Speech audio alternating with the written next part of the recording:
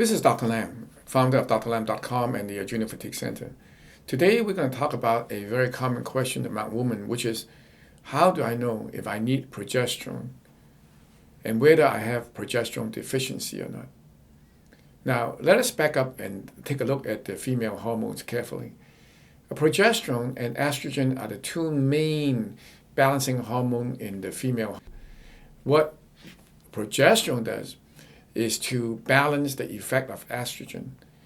And likewise, estrogen will balance the effect of progesterone. When either one is deficient, then the other becomes prominent.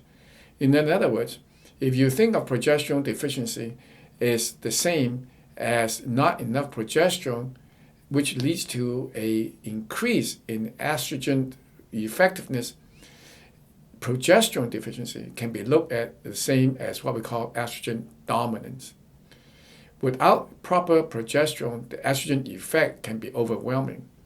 And this is why people ask whether they need progesterone replacement or not. So, what are the causes of progesterone deficiency or estrogen dominance? It is oftentimes related to many factors. Number one, remember that estrogen is made in three places in the body: in the ovaries, in the adrenal glands, as well as in the fat cells. So if you have a lot of stress, the adrenal glands are going to put out more estrogen. If you have sugar in your diet or you have PCOS, then the body's ovaries can put out more estrogen. If you have more fat in your tissues, then automatically your estrogen output will go up.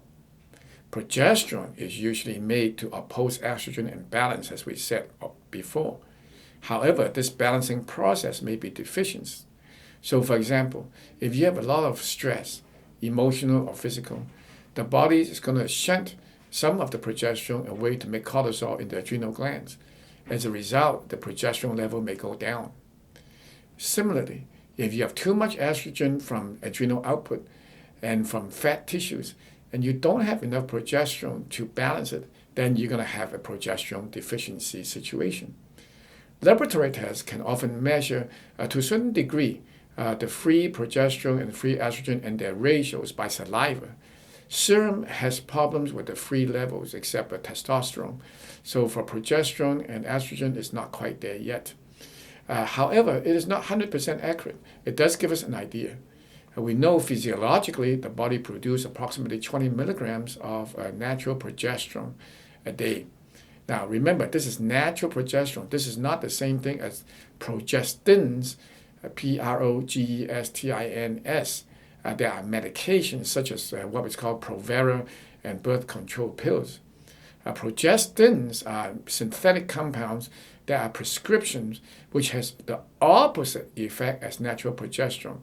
So when we talk about progesterone here, we're talking about natural progesterone and not progestins.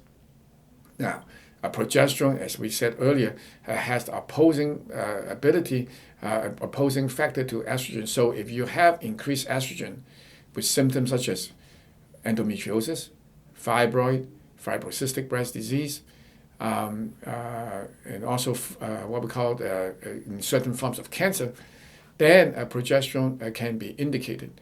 Now, the use of natural progesterone, however, has to be quite carefully titrated, because in certain people, it actually can make matter worse.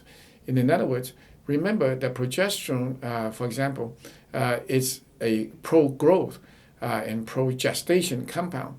So in certain types of fibroids, in certain types of people, actually fibroids can get worse and grow in the presence of natural progesterone. So is there a straight formula for progesterone replacement? The answer is no. It is very important, if you suspect that you have hormonal imbalances, to see somebody who really understands how the body works from a natural hormone perspective. Laboratory tests from the serum are not very helpful, but it is very, very important to have a detailed history. Some trial and error is oftentimes necessary, and if you start small, especially if you have adrenal fatigue, the consequences can be quite minimal and can be quite beneficial. However, for people who are in adrenal fatigue, it's in what we call advanced stages. Progesterone, because it is metabolized by the liver, can actually make things worse.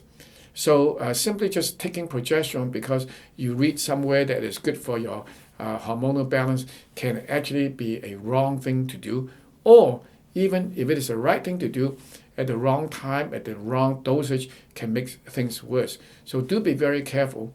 Do not simply just take progesterone if you have adrenal fatigue, because you can have surprises and relapses, and those are not very happy episodes, okay?